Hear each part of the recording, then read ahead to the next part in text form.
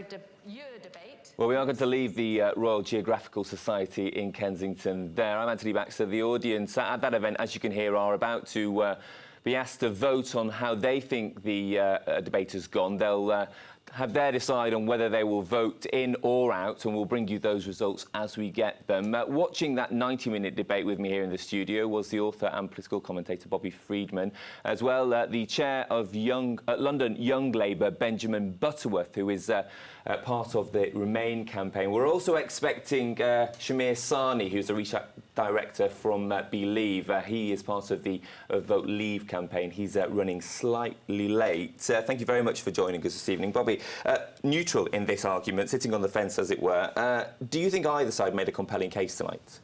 Well, I think, unfortunately, in all of the EU debate, it's hard for either side to really break through. I mean, I think, obviously, there were certain issues on which both sides sort of made their stronger points. I think having the director of the CBI there was useful for the in-campaign, accentuating the point, not just that it's the big business supporting them, but also some of the smaller businesses. I think that's the argument that they were making.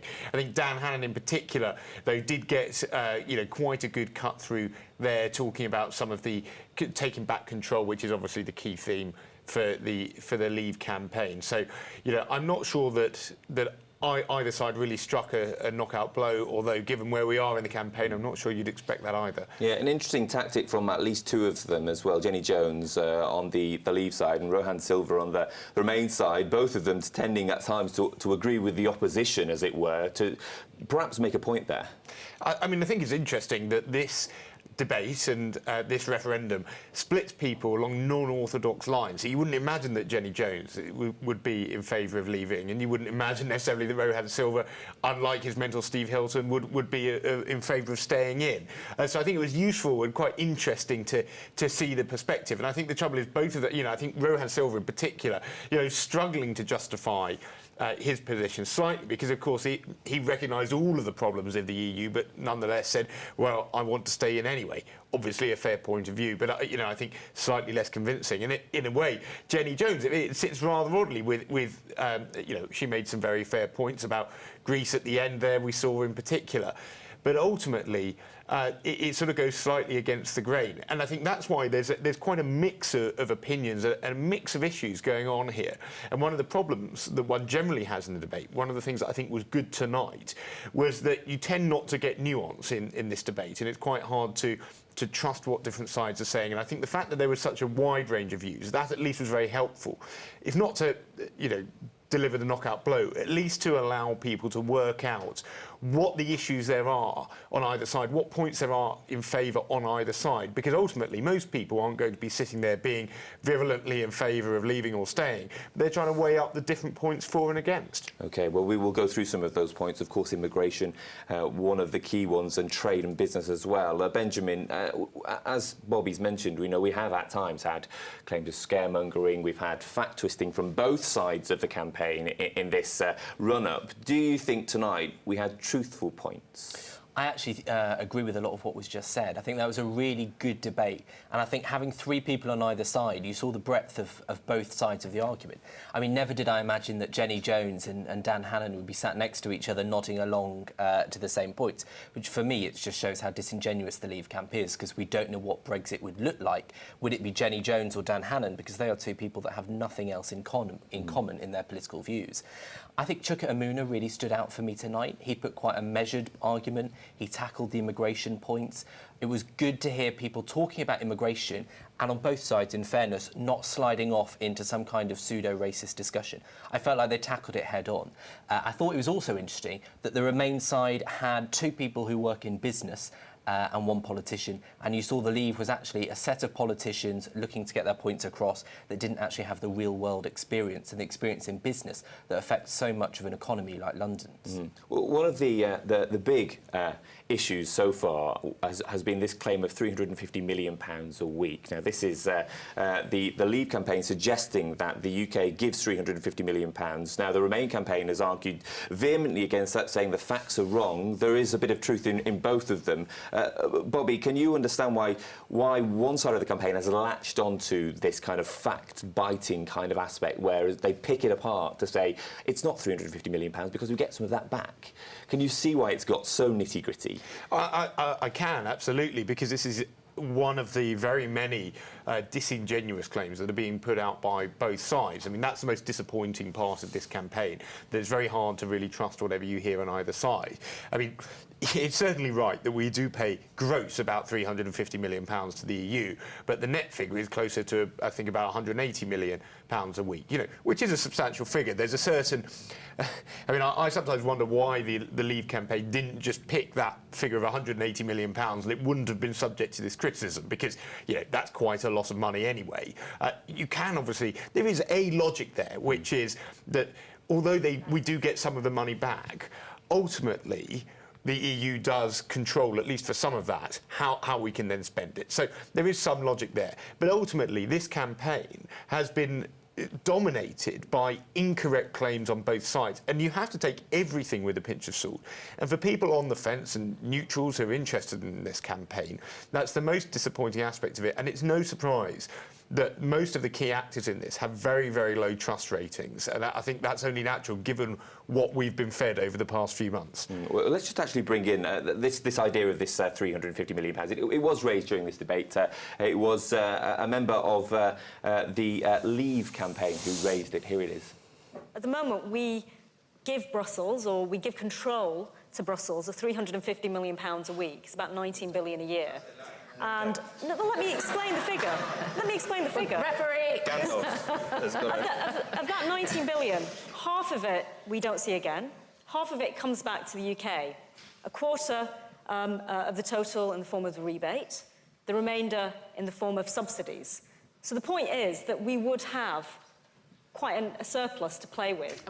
The ex-deputy mayor there for Education and Culture, Munira Mirza. We've now been joined by Shaheen Mir from the Leave campaign. Thank you very much for joining us. Let's get your thoughts then. Initially, I know you've been watching this debate as you've made your way into us today. We were talking about truthful claims and comments. This is one of the Leave claims of £350 million, which has been disputed. Do you think what you heard tonight, we were on the whole getting truthful facts and comments? Yes, I do think we were. I think the 350 million amount that they say, we are giving that amount.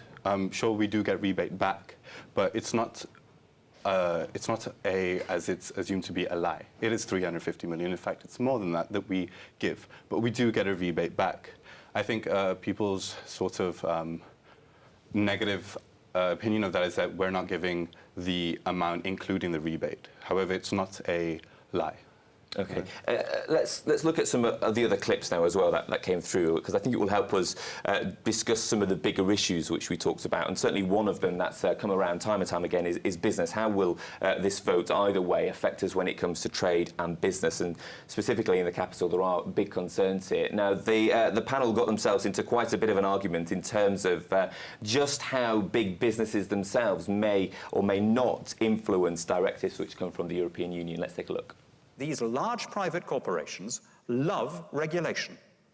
I had innocently supposed, being elected as a Conservative, I'd innocently supposed that they would want freedom of action, being private enterprise. Not a bit of it. They can't resist the opportunity to raise barriers to entry and give themselves a monopolistic or cartel control by using Brussels regulation, with the result that they've made life almost impossible. Imagine trying to start a new bank, right? To break in as an innovator or a startup against those pre-existing cartels. Well, of course they love the EU. I know it's a very popular and easy line to say this is all multinationals wanting to stay in the European Union. It is just not true. It is all sizes of business and all sectors. And the reason, Europe is not perfect. We've heard a lot of the arguments against this evening, and at the CBI we have been fighting for reform and will continue to do so. But what smaller businesses really value is the level playing field, the guaranteed level playing field, and the standardisation of rules that enable them to trade. I hear it all the time. I hear it from brewers, I hear from food exporters, I hear it from new tech companies. We've heard it from Rohan. It is a distortion of the truth, Daniel, a really serious distortion. It's actually much harder to be a tech company across borders in the EU than it could be, because every market has different data rules, every country has different rules around content and licensing. That is actually about to change. And the UK government has really driven that reform agenda because we're going to disproportionately benefit, because we have Tech City, we have the biggest technology cluster in Europe. Shamir Sani, let's get your thoughts then first on business and trade. What are your views in terms of if the UK was to remain, do you think that would damage small businesses, big businesses across the board? Yes, I do think so. I think the EU itself, because of the protectionist measures that are put in place to protect, say, a business or businesses in, for example, a country in Eastern Europe or even Italy, Greece, that harms businesses within Britain, because the idea of the European Union is as such a unified state, a state that, for example, doesn't take into account each country's own needs and desires, but instead focuses on the whole union itself, therefore putting businesses in the UK as such at disadvantages, such as fisheries, or even small businesses and entrepreneurs that want to start a new business. The regulations that the EU puts on these businesses is harmful. Yeah. Benjamin Butterworth, the argument from the Leave campaign very strongly that actually we need to be brave, we need to break away from this idea of just trading with Europe, and we need to be one of those very few countries that have negotiated deals with China. At the moment, the suggestion that I think only Switzerland and Iceland have done that, and they're not part of the EU. Surely if we were out of it, we could do it too. I think what was interesting is that Dan Hannan put the argument that you've just described, that we should trade with Europe like we trade with America and other countries. And then when the actual small business person, Rohan, in that debate, got asked what's the reality of trading between those countries in a small and growing business, he said that it is a lot harder to trade with America than it is to trade with Lisbon, where he's setting up a new part of his company, because he can move between these countries within the EU, and he can move the people and the talent and the services, and it's easy to do. The regulations are very limited. It's not much more difficult than doing it from Scotland to London. And I think that was the most telling part of the debate, that the small business person that's trying to grow and is the keystone of our economy said how much easier and more straightforward it is being in the EU than if we were out. Bobby, do you think from a layman's perspective that actually it's very difficult for the public to actually get to grips with the scale of this in terms of what could be and couldn't be, because a lot of it is down to predictions and economic predictions in terms of, say, the number of jobs we might have. It's all down to what might happen to GDP. Do you think actually it's very difficult to make an informed decision based on what might happen? Well, when it comes to a prediction, it's obviously going to be difficult, and that's all that we can go on. I mean, quite clearly, there is almost a consensus amongst economists that there are dangers in leaving. I think that's quite clear. I think when it comes to business people, that's less clear. I mean, I know Ben was speaking then about Rohan Silva, who obviously is just one small businessman. So I don't think that really gives a sense of where the community is overall. But yes, I mean, certainly there is a security in staying with what you know. That's what you have if you stay in. I think the Leave side haven't really managed to address that difficulty. They don't have the big businesses, they don't have the economists behind them. But on the other hand, they do fairly point to for example, trade deals with China and trade deals with America, which we are precluded from doing here in the UK because of our membership of the EU. So I think if you want to vote to leave, you do need to be a bit bolder, and it necessarily must be taking a bit of a risk because it's taking that step. And obviously, the Leave campaign point to what happened with the euro. It's a very fair point that there were all sorts of dire predictions about what would happen if we didn't join the euro. But on the other hand, there is one slight nuance there, which is obviously that that required an active step of joining the euro.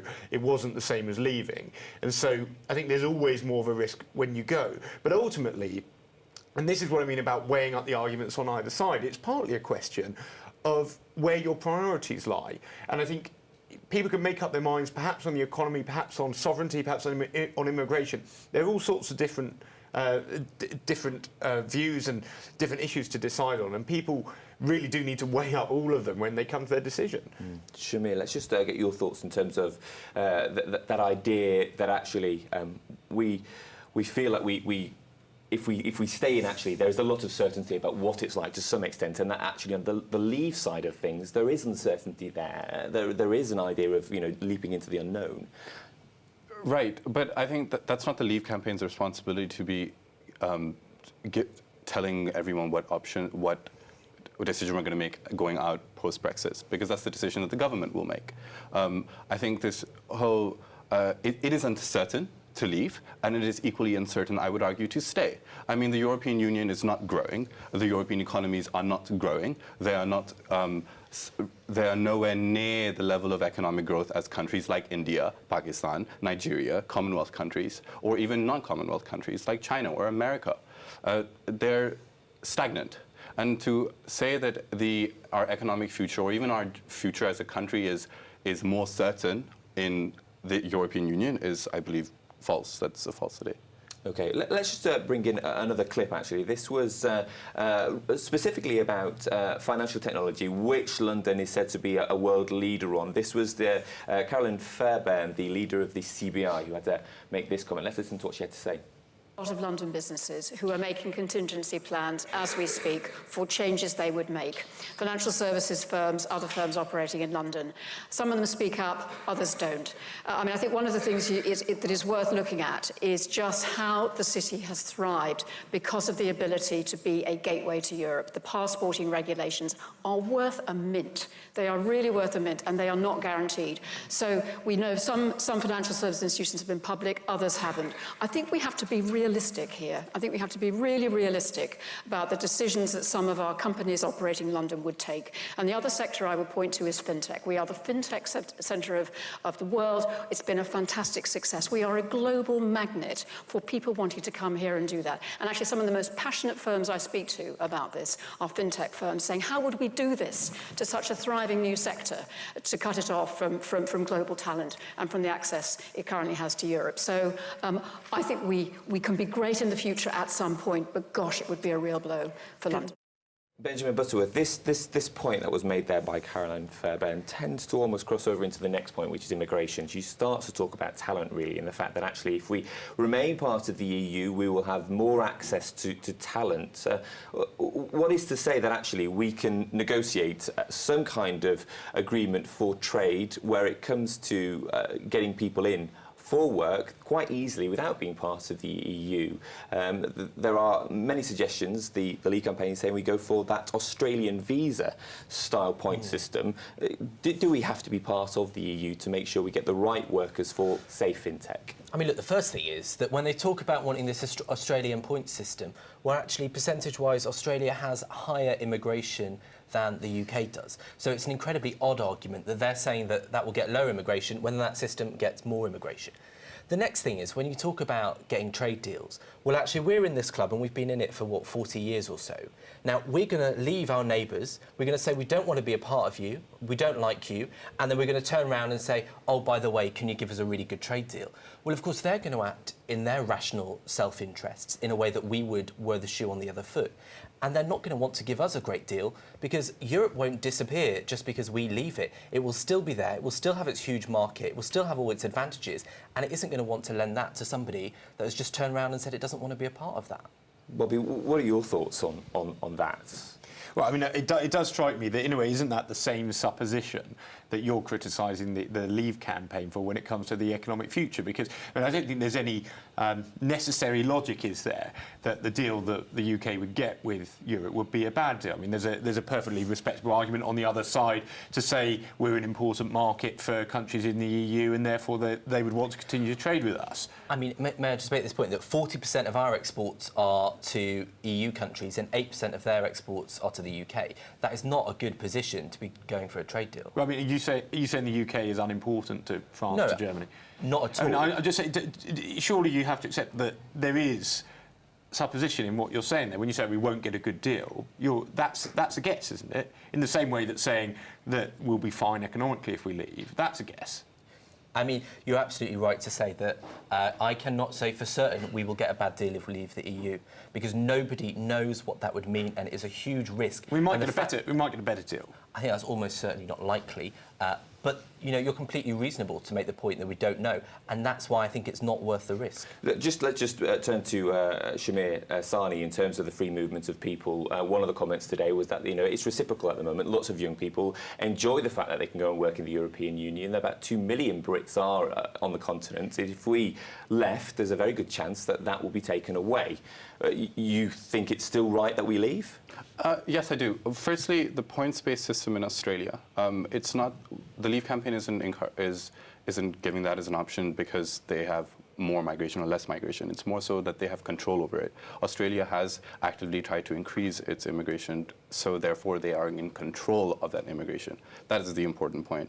Now, when it comes to talent, when it comes to seeking people from Europe and the people arguing that leaving means that we're turning a blind eye to that talent. No, we're not.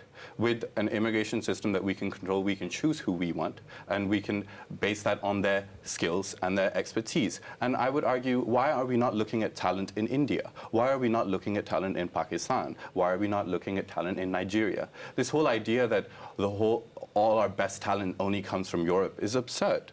I think it's fundamentally wrong to think that we would not survive outside of the EU because we wouldn't have access to a talent pool in Europe. Yes, we have access to a talent pool throughout the whole world. Benjamin, I can see you shaking your head there very quickly. We are almost running out of time. I was just saying, it's a nonsense that we don't seek talent from those countries. My undergraduate was at the LSE. It's 80% overseas students who come here, and it's this government that has made it much harder for people from those countries to come here. The idea that if we left the EU, they would suddenly reverse their immigration policy of the last 6 years is a nonsense and a myth that the Brexit campaign peddles. OK, Bobby, we are literally 30 seconds from ending. In terms of the importance of voting, in a sentence, if you haven't registered because you've got till midnight, why should you register? Well, I think one of the key reasons to register because it is that people who are younger, who are more likely to be for Remaining, they tend not to have registered. So the Remain campaign obviously very keen for that to happen. But more generally, you know, this is probably the most fundamental decision that this country has had in the last 20, 30 years. OK, Bobby Freedman, thank you to all my guests, Benjamin Butterworth and Shamir Sani. That's all from this special coverage of tonight's EU referendum debate. We will be back very soon with more news. See you soon.